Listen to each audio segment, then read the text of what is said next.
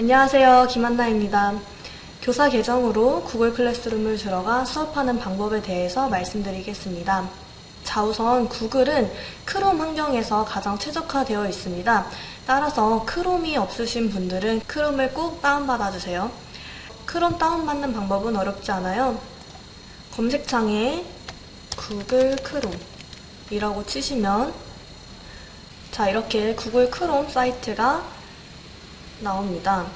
들어가셔서 밑에 건 체크 해제를 해주시면 되고요. 크롬 다운로드 받아주시면 이렇게 뜨면서 바탕화면에 크롬 요 로고 있죠? 요 로고가 생기게 됩니다. 이런 식으로요. 그래서 이 크롬에서 작동을 해주시면 되고 크롬이 있으신 분들은 앞에 내용을 건너뛰셔도 됩니다. 자, 그러면 크롬을 들어가 볼게요.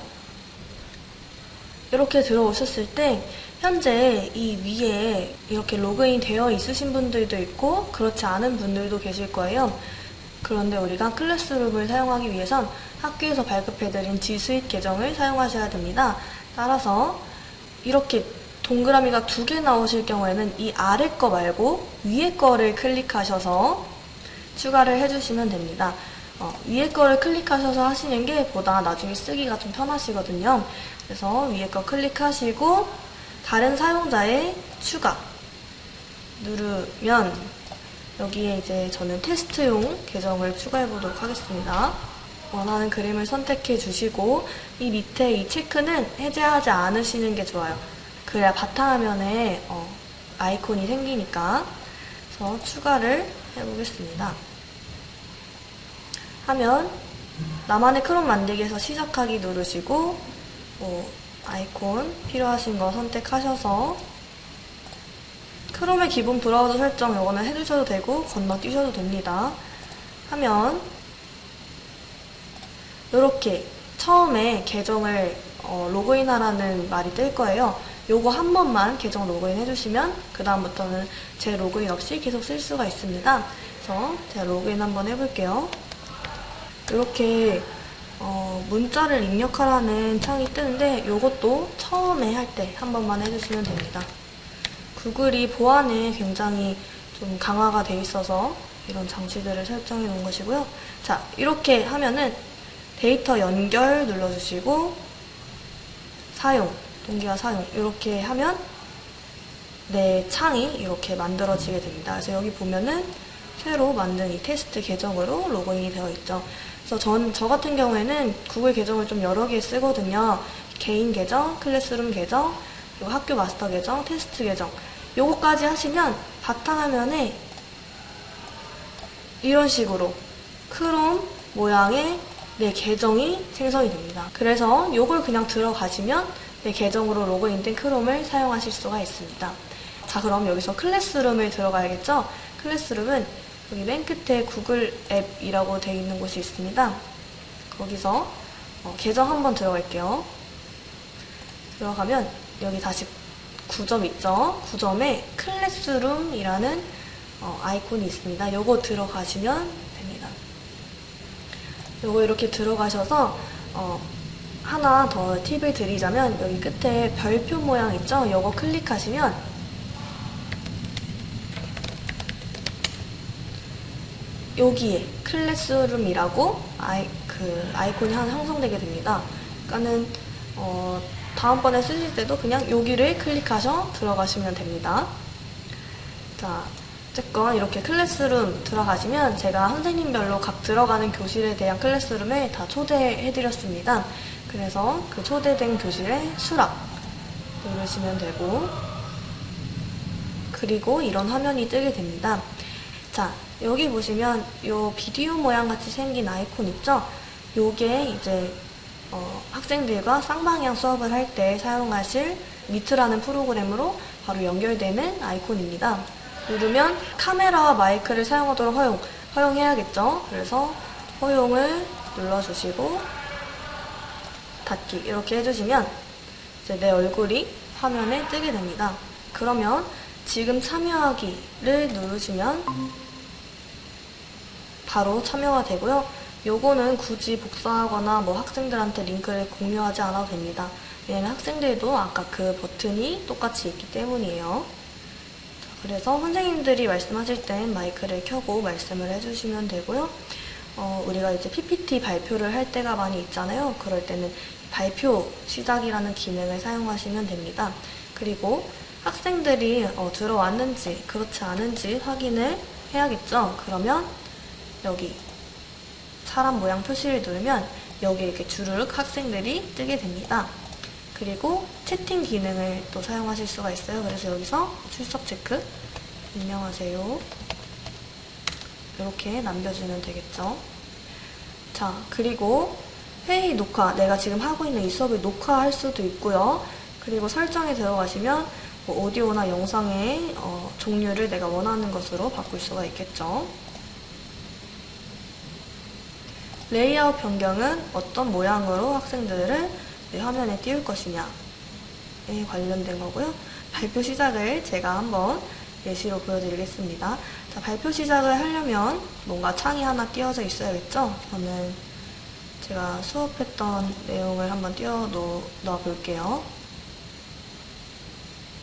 자, 발표 시작에 전체 화면은 내 화면 자체를 전체적으로 학생들한테 보여준다는 뜻이고요.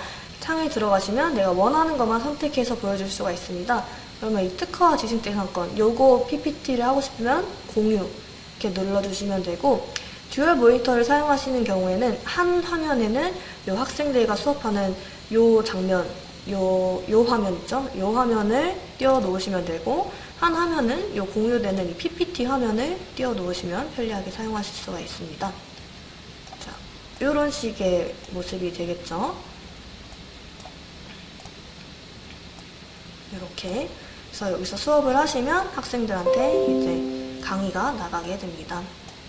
쌍방향 수업은 이렇게 진행을 해주시면 되고, 다시 원래 클래스룸으로 돌아가서 과제를 부여하는 방식에 대해서 좀 설명드리겠습니다. 자, 나가기 하면 되고, 자, 여기로 왔어요. 그러면 여기 위에 스트림, 수업, 사용자, 성적 이렇게 탭이 있습니다. 자, 스트림은 여기에 뭐 공지사항이나 뭐 담임 선생님들이 학급의 아이들에게 알릴 내용들에 대해서 자유롭게 이야기를 해주시면 되고, 수업에 가면은 저희가 이제 과제물이나 혹은 뭐 콘텐츠, 동영상 링크 등을 걸 수가 있겠죠. 그래서 여기서 보면 만들기로 주제에 날짜를 적어주십니다. 2020년 9월 17일 목요일 1교시 기가, 이렇게 추가를 해볼게요. 담임 선생님은 뭐 조회방, 종례방 이렇게 만드셔서 사용하시면 되겠죠. 그러면 이렇게 기가방이 만들어졌습니다. 그러면 여기에 과제, 퀴즈 과제, 질문, 자료, 게시물 재사용 이렇게 있는데 원하시는 거 사용하시면 돼요. 게시물 재사용이 좀 좋은 기능인데, 요거는 내가 다른 수업에 올렸던 그 게시물을 여기로 가지고 올 수가 있는 겁니다. 그래서 저는 이 테스트 계정이라 다른 수업에 올린 게 없지만, 저는 이제 실제로 제 본 계정으로 사용할 때는 1반에 올렸던 거를 2반에 끌어올 때, 그럴 때 많이 사용하고 있어요. 그러면 과제 만들기로 들어가 볼게요. 자료를 추가하거나 만들기를 할 수가 있어요. 추가하는 거는 우리 평소에 하던 대로 링크를 거는 방법, 파일을 올리는 방법, 유튜브, 그리고 드라이브는 구글 드라이브에 있는 자료를 가지고 오는 방법이고요. 만들기, 이 만들기는 여기서 즉석으로 만드는 것입니다. 그래서 설문지는 우리 네이버 폼처럼 설문지, 그리고 문서는 한글, 프레젠테이션, PPT, 스프레드시트는 엑셀, 드로잉은 뭔가 그림판처럼 그림 그리는 건데요. 구글의 좀 좋은 점이 협업 기능이에요. 그래서 학생들이 요거를 다 같이 문서 작성을 할 수 있는 기능들이 있어요.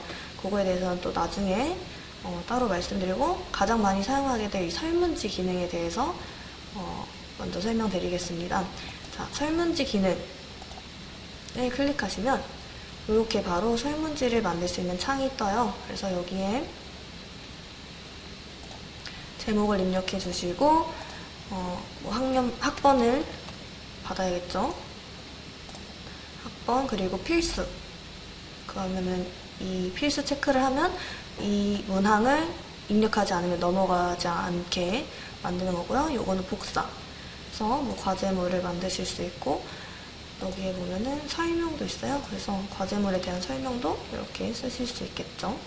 그리고 영상이나 사진 뭐 등등 다양한 기능들을 추가하시면 되고, 여기에 보시면 미리 보기가 이제 학생들한테 이 설문지가 어떻게 보여질지 미리 보여주는 기능이 있고, 그리고 보내기 하면 뭐 링크를 만들 수 있는데 굳이 여기서 링크 만드실 필요가 없는 게 그냥 나가시면 자동으로 여기에 그냥 저장이 된 거예요.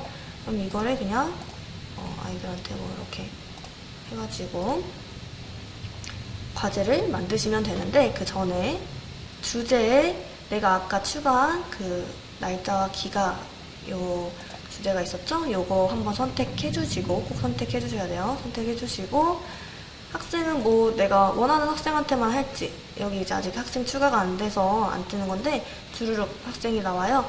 원하는 학생한테만 과제를 부여할 수도 있고 전체 학생 대상으로 할 수도 있겠죠. 점수나 뭐 기한 같은 것도 설정하실 수 있는데 저는 일반적으로 그냥 미채점 많이 합니다. 아무튼 이렇게 만드시면 과제를 올리시면 됩니다. 과제 만들기 있죠? 이 버튼을 클릭하시면 되는데, 나는 이거를 지금 말고 그 수업 시간에 올라가지도록 하고 싶어요. 그러면 뭐 예약, 임시 저장 이렇게 하실 수도 있습니다. 저는 그냥 올려볼게요. 자, 그러면 이렇게 올라가게 됩니다. 설문지 해서 학생들이 몇 명이 제출했고 몇 명이 아직 안 했는지 이게 여기에 뜨게 되고요. 과제 보기 들어가시면 그거에 대한 보다 자세하게 나오게 됩니다. 그리고 이 설문지 다시 들어가면 학생들한테 보여주는 창이 나오는데, 선생님한테만, 그러니까 즉 이 설문지를 만든 사람한테만 요 오른쪽 아래에 요 수정할 수 있는 연필 같이 생긴 아이콘이 있어요. 요걸 들어가시면 얘를 수정할 수도 있고 또 응답을 볼 수도 있어요. 학생들이 만들어진 응답. 그래서 얘를 요거 엑셀 있죠? 스프레드시트로 연결해서 우리가 그 전에 보던 것처럼 똑같이 볼 수가 있습니다. 자, 이렇게 해주시면 되고, 사용자에는 학생들과 그리고 그 반에 들어가는 선생님들이 추가되어 있고요. 스트림에서 우리가 공지를 했던 거를 또 재사용할 수도 있습니다. 내가 다른 교실에서 있던 거를 가지고 올 수가 있는 거죠. 그리고 옆에 보면 과제가 언제 마감인지 그것도 학생들한테 보여지게 됩니다. 자, 이렇게 해서 가장 기본적인 기능들을 설명드렸는데요. 잘 활용하셔서 많은 도움이 되셨으면 좋겠습니다.